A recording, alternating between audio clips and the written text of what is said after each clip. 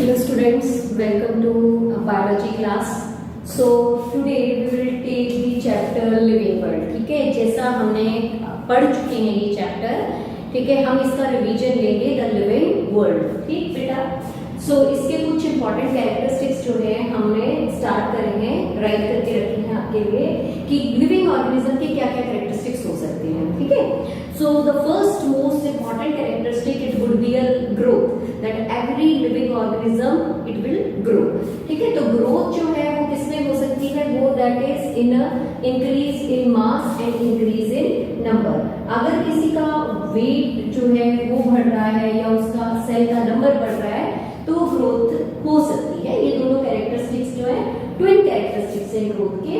But क्योंकि आपने देखा होगा कि अगर कोई नॉन लिविंग माउंटेन है, ठीक है, जिसपे कोई पहाड़ है, उस पे भी मिट्टी पत्थर इकट्ठे होते रहते हैं, तो that is increasing its size. ठीक है. But and growing, but that is not living. So growth, you cannot say that it is not a defining property of a living organism.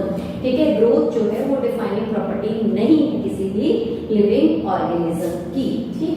अब नेक्स्ट जो है that is the reproduction. So you know that reproduction क्या होती है बेटा. reproduction है एक organism की रिप्रोड्यूस करने की ability to reproduce. ठीक. So reproduction you know that they are of a two type, asexual reproduction and a sexual reproduction. Asexual reproductions में क्या होता है, organism generally split into two organism like in a binary fissions. You have seen that this is the example of amoeba. ठीक है.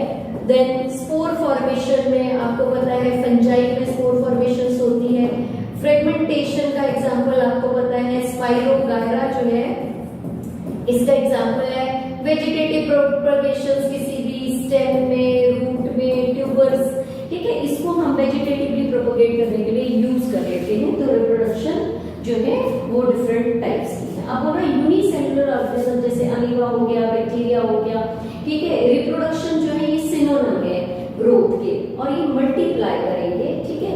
और ये mutually क्या है, inclusive event that increases the number of the cell. की ये reproduce भी कर रहे हैं, 1 से 2 में रिप्रोड्यूस करके डिवाइड कर दिया तो नंबर भी इंक्रीज हो रहा है और रिप्रोडक्शन जो है दैट इज आल्सो हैपनिंग.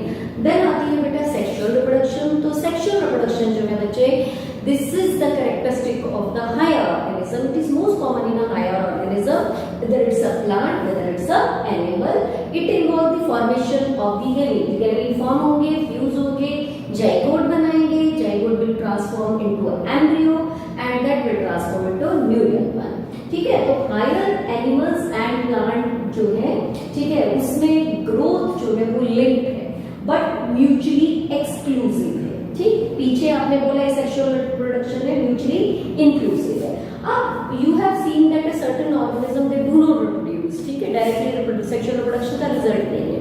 जैसे मेल में जो हनी बी में जो है वो मेल जो है, ठीक है, वो रिप्रोड्यूस नहीं करते. ड्रोन्स जो है वो सेक्सुअल रिप्रोडक्शन से प्रोड्यूस नहीं हो रहे, वो पार्थिनोकार्पी से प्रोड्यूस हो रहे हैं.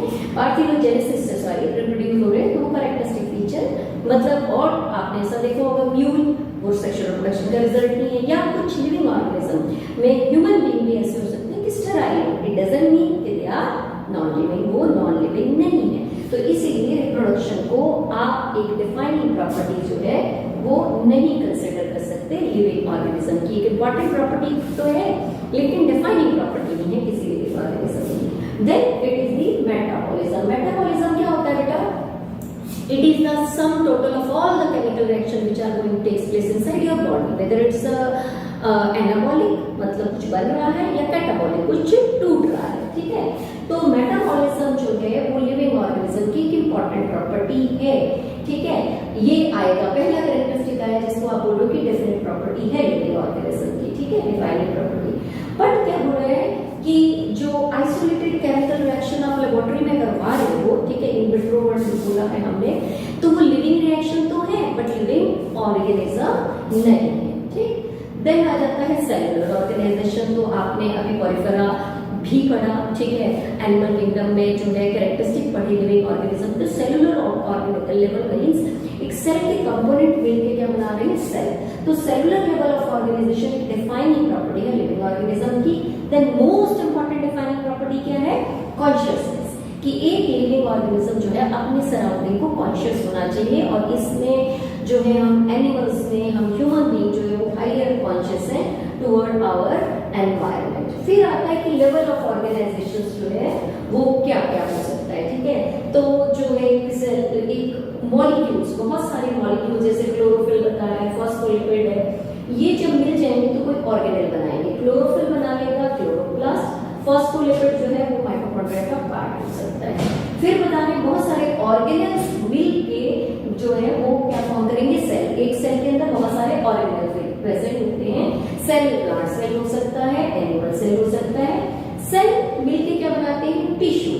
तो मेरिस्टेमेटिक टिश्यूज आपने पढ़े हुए हैं, ठीक है, परमानेंट टिश्यूज पढ़े हुए हैं, प्लांट्स में एपिथेलियल टिश्यूज जो है आपने पढ़े हैं, तो ये टिश्यूज हो गए।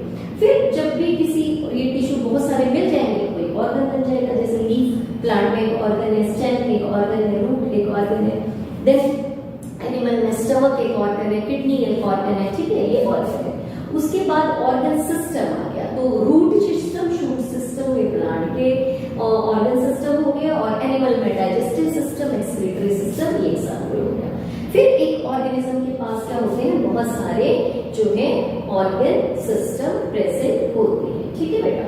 Then next we will take that the diversity in a living organism. Diversity means variety of a living organism. So there are it is estimated that there are about 1.7 to 1.8 million different kind of species they are present on the earth.